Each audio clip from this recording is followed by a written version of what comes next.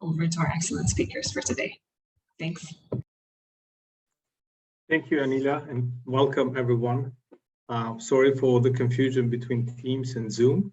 My name is Fabian Lasci. I am the project manager of Search Data Hub, and I'm very happy today to have here Elsie and Ramon, our speaker, and facilitated this session from Anila, the very own information management officer that was deployed in Bata for making the household building damage assessment happen. It was so inspired from this deployment that now is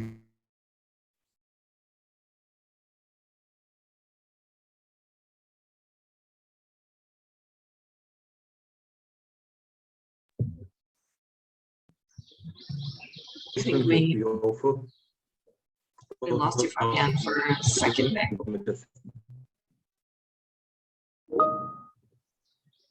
Oh, I'm sorry.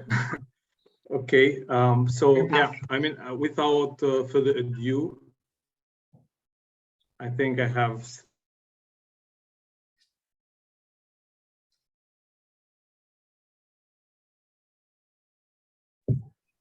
Sorry, Anila, sorry everyone. Yeah, I'm back. Sorry, I don't know what is happening. Maybe internet is a bit.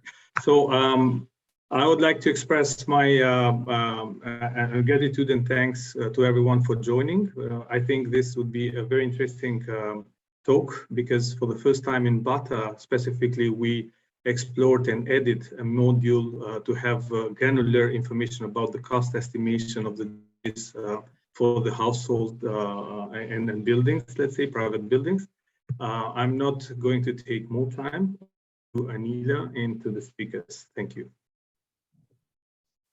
Thanks so much for the introductions, Fabian, and welcome to Elsie and Ramon. We're super excited to have you here, and a lot of you in the call have heard a lot about the HBDA in Bata, so we will speak about it today. Arilda has a infographic, so she will be showing the screen, and then Ramon will walk us through some of the main highlights. These are just a few things that we wanted to highlight out of the entire assessment, and then we'll take a step back, and Elsie will give us a little bit of context, what happened, why there was a need for an HBDA, and then we'll move on to some lessons learned and some challenges and some of the impacts and outcomes of the assessment itself. So over to you, Ramon, for a quick overview of the findings.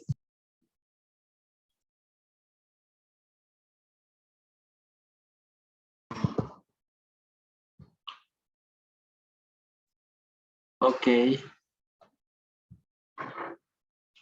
Good evening, good morning to everyone. My name is Ramon, National Economic from UNDP Country Office. Okay, I would like to speak in Spanish because I'm more comfortable speaking in Spanish. My English is not very fluent. I apologize for that. I know that everybody does not speak Spanish, but I will do it better if I speak in Spanish. That's okay, Ramon, no worries. Everybody can see the English on the screen, so it should be completely fine. Ok. Pues estamos aquí para hablar un poco sobre el SBDA, que es el estudio que se hizo sobre los daños de la explosión sobre los edificios y las viviendas. En ese contexto, en Bata, el 7 de marzo del año pasado, se produjo una explosión en un campamento militar de un barrio de Bata. El resultado de esa explosión fueron daños materiales y daños humanos, como muertes y lesiones de las personas que vivían en el entorno.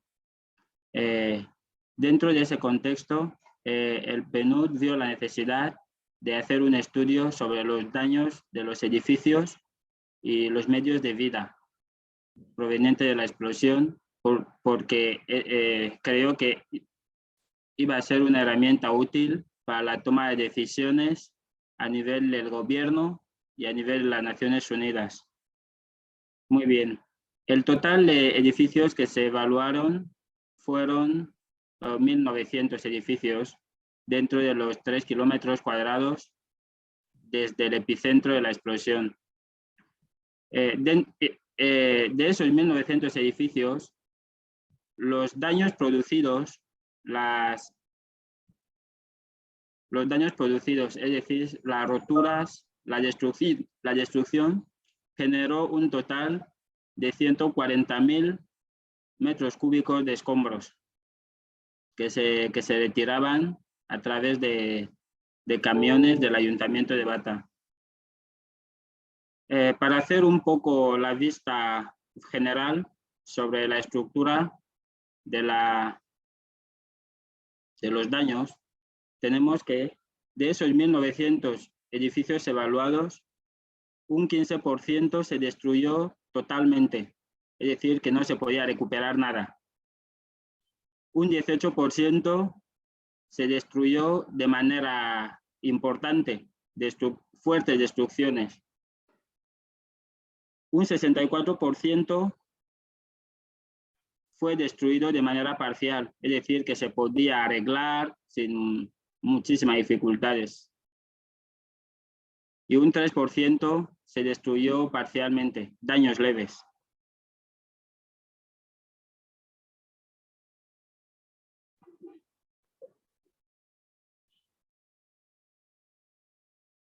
El 80% de los encuestados declararon que perdieron medios de vida sobre las consecuencias de la explosión. Perdieron negocios, perdieron materiales, perdieron viviendas a causa de esos daños de las explosiones.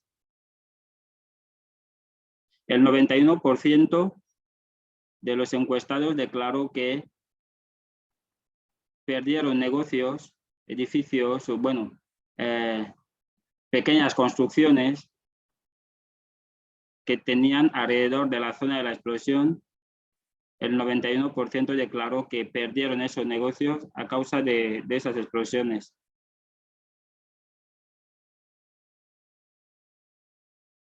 El 53% declaró que perdieron la actividad a causa de las explosiones, que sus negocios frenaron la actividad, ya no pudieron seguir trabajando en los pequeños negocios que tenían alrededor de la zona. El 91% de las mujeres encuestadas declararon que perdieron sus pequeños empleos. Y el 85% de los hombres declararon lo mismo, que perdieron sus empleos a raíz de las explosiones en la zona del impacto. Muchas gracias, Ramón. Thank you so much, Ramón, for going over some of the main findings. You also gave a little bit of context in Spanish. I'll hand it over to Elsie for some of that context and situation in the country and the need for an HPDA, how it helped. All right, thank you very much, colleagues. Thank you, Aniela. Thank you, Fabian, for inviting us to participate in this, which is very, very critical and important, given the fact that it's been approximately a year since this happened, and it happened on 7 March of 2021. And this is why we call it CTM, 7, they call it here, the 7M explosions in Bata. So that's it bears the date of the explosions. So what has happened is that there, as Ramon mentioned, it happened at military barracks that are in Bata, which is the largest city actually of Equatorial Guinea on the continental part of the country. For those who don't know Equatorial Guinea, it is a small 26,000 kilometers square, a small country in Central Africa, Central West, next to Cameroon, that has a continental part, and of which the capital is an island. Just to give you the context, so going to Bata means that we have to take a plane every time from Malabo. which is key for this particular subject, because we had to take into account it was COVID, and also had to ensure that we were able to intervene quite quickly. So what has happened is that we were called by the Ministry of Foreign Affairs on March 8th to, the entire community, international community was called to discuss this. And we were called to also prepare or present some kind of offer to the government, which we did together with the UNC, the UN country team. So we had a early recovery program that we did together with other agencies, in which UNDP had promised, that had offered to support an early recovery plan. So the context in which we started to have an HBDA is because nobody was able to understand clearly what these explosions mean for the country, in terms of the costing, in terms of exactly how many houses were damaged, etc. So when I spoke with the colleagues in the crew team, it was important for us to really deliver this. And it was something that for us was very innovative. And because UNDP was the only one who would be able to support this. And also using innovative tools to do that, we thought it was something that we should explore in Bata. And fortunately for us, we received immediately $100,000 from the on-track 3 to support.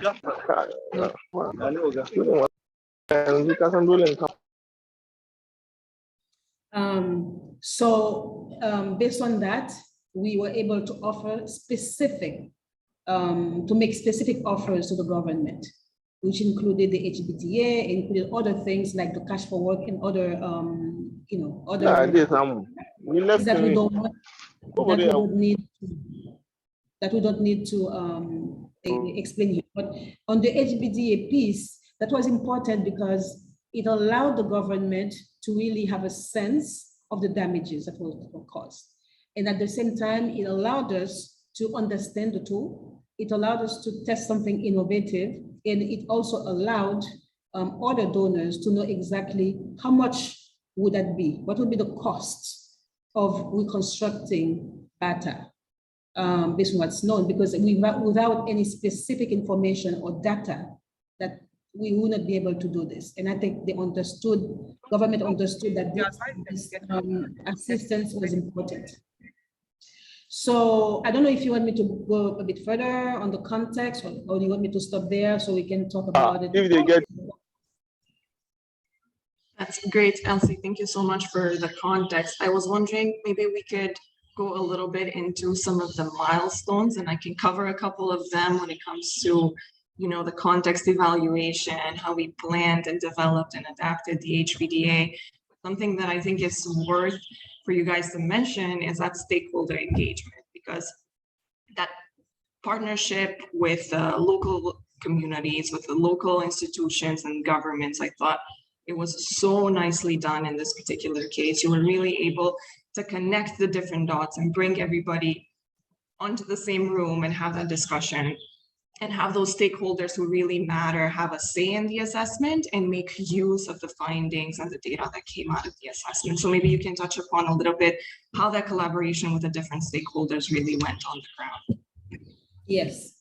So on the basis of the fact, the background that we were in COVID time, there was the issue of transportation between Malabo and Bata, in which there was, there were no flights. You remember, Aniela, when you came, the difficulty, the challenges we had to even transfer you over to Bata. We had to take a helicopter. We actually had to wait another day, etc. So the logistics were quite difficult. So, and then we were also, we had the timing issue that was against us. So we had to react very quickly. And for that, what we explored together with the team in New York was possibilities of using local people to help. So we work with universities, with students from universities. We worked, there were 2 universities involved. One of them that had students that were going to graduate in technology, And we had others also, the University of Equatorial Guinea in Bata, where we had civil engineers and architects. So the idea was really to use them to learn, number one, the tool, but to also go, do the collection work, go to the damaged area, do interviews, etc. Because all of this had to be analyzed into the HBDNA tool. The other important stakeholder was also the ayuntamiento, the Major. Municipality, yes, exactly, of Bata, because they also, we also use some of the people from the municipality. Having their buy-in was important, because when you go to collect information from citizens, they don't know you, it's very difficult. But with the people from the municipality that accompany the young people, accompany us, accompany Anila, so it was very easy. It was easier to get information because there was some questions to be answered. So people were more open to do this. So we had the support of the government, the local government in that sense. We had the support of the universities in that sense. And to me, it was a good way, not only to do this work, but also to build capacity of the young students. Now they are able to do this on their own. And what we also did was in no time, we were able to give them a contract, a local UNDP contract, which is, I've never seen UNDP react so quickly on anything. So we had a contract of UNV and everything. So this kind of partnership was key to the success of this endeavor. And I would highly recommend using local people when we do this in countries, using local resources, because I think it's important for the success of this. Exactly, and in terms of numbers, the students that Elsie mentioned, we had 20 final year students. We had 4 supervising professors from the university and 5 UMVs who received that 2-day HPDA enumerator training. And they were all on the field collecting the data, working together in teams, and also helping a little bit with the data analysis and visualization, the dashboard that we had prepared. So I can take that opportunity to also share the dashboard quickly here. And you'll be able to also see the cost estimations that we had embedded directly into Power BI. So very quickly, I hope you can see the screen, but in the screen, you'll be able to see the context, cost estimation methodology quickly, some general information. There's a summary. There's the georeferenced data, all of the data points that we actually collected, all the buildings and households that were surveyed in Bata. Details on construction materials, details on the debris management, the type of debris, volume of debris, where we were able to find it, if it was difficult to access it or not. Some of the damages and repairs, so information on different parts of the structure, vulnerabilities, and this is specific to households and the people that we got to talk to, their livelihoods and how they were impacted. And lastly, the cost estimation that was mentioned towards the beginning. So our Crisis Bureau engineer developed this 6-step cost estimation methodology to provide a program level cost estimate to inform UNDP and others on response strategies. So as you can see on the screen, although it's in Spanish, this included reconstruction, demolition, personal property damage costs, and including contingency. So the formulas, and this is the cool part about this, were directly built on Power BI, which allowed for automatic calculations as the data was coming in, as well as ability to filter the results, as you can see here on the top right, based on different criteria. And another important bit that ties into what Elsie was saying was that all base price estimates were determined in collaboration with local architects and engineers in Equatorial Guinea, and they assume what is to be known as quality construction. So I'll stop sharing the screen. We can also share the dashboard if that's of interest to anybody to go over the data and see those in more detail. But given the time that we have left, I was wondering, Elsie, if you could go over some of the lessons learned or any challenges that you encountered and ways in which you were able to overcome those. Well, some of the challenges I mentioned already is the transportation between Malabo and Bata. So we're able to also partner with the Americans companies who had helicopter there to really manage the transportation part. In terms of space as well, because we had support from headquarters from New York as well. New York from the Secretariat, they sent a surge team to also work on the flash appeal and all this. So we also work with the Americans to give a space in Bata where we can have an office to work on. We also we had some difficulties at one point to share the results of the report to the authorities there. But eventually, before Anila left, we managed to have this. I called the Minister of Foreign Affairs and I asked him to make sure that we had, because they had constituted a crisis committee, and we wanted to make sure that we had their okay, we had their support in eventually publishing this, and if there were any comments that they wanted to include or anything else, that we would. It was very important that we present this report to the crisis committee. So we managed to do this before. Maybe one day before Anila left Bata to Malabo to do this. And this has helped to, they used it actually. They used it together with IMF to cost out any potential help. Actually, right now, IMF is supporting the government. I'm not sure if it's grant or loan, but they were able to qualify and to cost the support to HBDA based on our report. And that to me, it's a success. It's a very good, big achievement on our side. The Treasury, Secretary of State of Treasury as well used it to cost out budget needs for that. So yes, the lessons, there were lessons learned, but we were able to, and challenges, but we were able to overcome these challenges.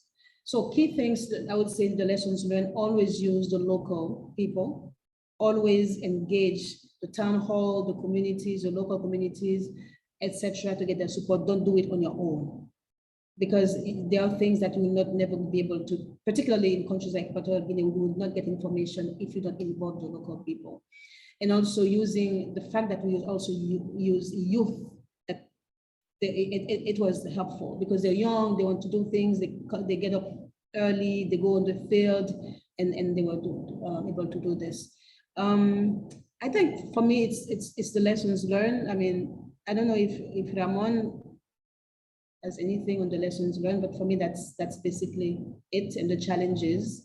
But it was a good experience for me, a very rewarding experience in the end. It wasn't easy, but we managed to do good work. And I would really like to thank Anila for that, because, you know, I got a lot of good feedback from the people who worked with you and from the government people on the work that we did, that UNDP did. So we really showed a very good image from UNDP, and the support was appreciated. Ok, sí, gracias, señora Elsie. Quiero añadir una cosa sobre las lecciones aprendidas. Vimos que en el trabajo de campo, algunas veces teníamos interrupciones porque alguna autoridad local venía a encontrarnos trabajando y nos preguntaba qué hacíamos ahí o por qué estábamos ahí. Y la realidad era que no tenían información sobre el proyecto, no tenían información sobre que el PNUD iba a estar en el campo haciendo encuestas o trabajando. Fue una lección aprendida en el sentido de que a partir de ahora tenemos que asegurarnos de contar con todos los involucrados, desde el más pequeño hasta la autoridad más grande. Es decir, a veces íbamos a hablar con el alcalde o el ministro o alguna autoridad superior y dejábamos de lado los jefes de la comunidad o los alcaldes de los ayuntamientos menores o el delegado de gobierno. Entonces, ellos no estaban al corriente, aunque sus superiores sí que estaban al corriente. Entonces, una lección aprendida en ese caso era que asegurarnos de hacer partícipes a toda la línea de decisión, desde el jefe de la comunidad hasta el ministro, para que todos tengan información sobre lo que se está haciendo. Sí, aparte de eso, sí. Bueno, Aniela, un segundo, una cosita más. Aparte de eso, otra lección aprendida fue que a veces es difícil nosotros como PNUD trabajar con la contraparte del gobierno, porque a veces hay cosas que nuestras políticas no nos permiten hacer, pero de la parte del gobierno sí. El tema de elegir a las personas para trabajar en el Cash for Work fue un poco difícil porque delegamos esa función al ayuntamiento y al Ministerio de Asuntos Sociales. Ellos a veces elegían a gente que no eran elegibles, porque quizá eran sus familiares y les ponían dentro del grupo para trabajar. Y dentro del campo recibíamos quejas sobre algunos acusando a otros de que no tenían que estar ahí porque vivían en otras partes. La idea era que los afectados son los que tenían que ser beneficiarios. Entonces, ¿qué lección aprendimos en esto? Asegurarnos desde un principio que la contraparte va a cumplir con las políticas del PNUD en cuanto a la contratación y en cuanto a la implementación de la actividad. Muchas gracias. Gracias, Ramon. Just to quickly summarize the 2 points that Ramon mentioned. One of the first one was the collaboration with the local authorities. So we had all of these connections in place with the municipality, and sometimes there were local authorities and community authorities that sometimes had questions and maybe didn't have the full extent of information on what the assessment was going to be about. And so Ramon's point was making sure that we inform across that hierarchy, starting from the mayor and then further down the ranks, to ensure that everybody involved is informed of the assessment and its objectives. I think a solution, a very good solution there, was a letter of authorization that Elsie had gotten. So we had a hard copy of that letter of authorization from the ministry, and we were able to show that and ensure that people know that this is, an official assessment that is ongoing, and we actually had the permission of authorities to be able to undertake that assessment. So I think that was a good way of overcoming that challenge when people on the ground actually had some questions about the assessment. And then the second one was about the selection of cash for work employees. This was under the jurisdiction of the municipality, and there were some questions about the eligibility of certain employees who were contracted and selected. And so sometimes this is also a bit of a sensitive issue when it comes to selection, and not sure in what extent the UNDP can involve in that. Maybe Elsie has more insight on that, but yeah, that was the second point that Ramon mentioned. Yeah, I see we're 1 minute and over time. I think we mentioned the next steps. We did mention how the data is being used. Something that I think is worthwhile is also the cash for work that was briefly mentioned by Ramon. So the data collected through the HBDA, all the geo-referenced points and information on volume and type of debris, and all of that was taken into account when planning for cash for work. And I think that was another successful activity that was ongoing around the time when I left, and I'm not sure on the number of people that were actually selected and contracted. Maybe Elsie, you have that information, but I think that was also a successful project that came right after the HPDA.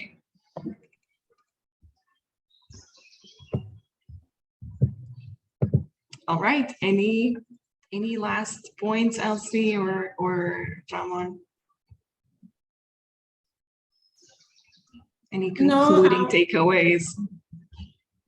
No, I think we already shared the takeaways. You know, which is like I said, including people, local people, but also the fact that we're able to react very quickly. That's very important. Timely reaction from UNDP. Because by May, I believe we were able. It happened in March, and in May they had the report. I believe in May, which is very good, because if you don't do it on time, then there's no sense. There's no need to have this, particularly in this kind of situation where they need key information to be able to make decisions. We cannot sit. So that's a key takeaway for me, the timeliness of our reaction. That's a great point. Thank you so much, Elsie. I see Michael in the chat asked about the type of contract modality that was used to engage the university students. I believe it was a responsible party agreement. Right, yes, Elsie? it was UND. We use those that were going to be graduated from technology. They already had almost finished, so they were able to engage them as UNV very, very quickly. The other university students basically that's it. We use them, all of them have a UND contract for 6 months, and in which they're also able to support all the activities of our intervention, early intervention. Great. Thank you so much to our speakers, to Elsie and Ramon, for taking the time and sharing some of their experience. Thank you to everybody who was able to join and listen in on this conversation. We'll see you all next month with the next Data Talks. Thank you very much for having us. Thank you. Thank you. Have a nice day. Bye-bye. Yeah, thank you, Anila. Thank you, Fabian. Thank you, Angela. Thanks, Thanks,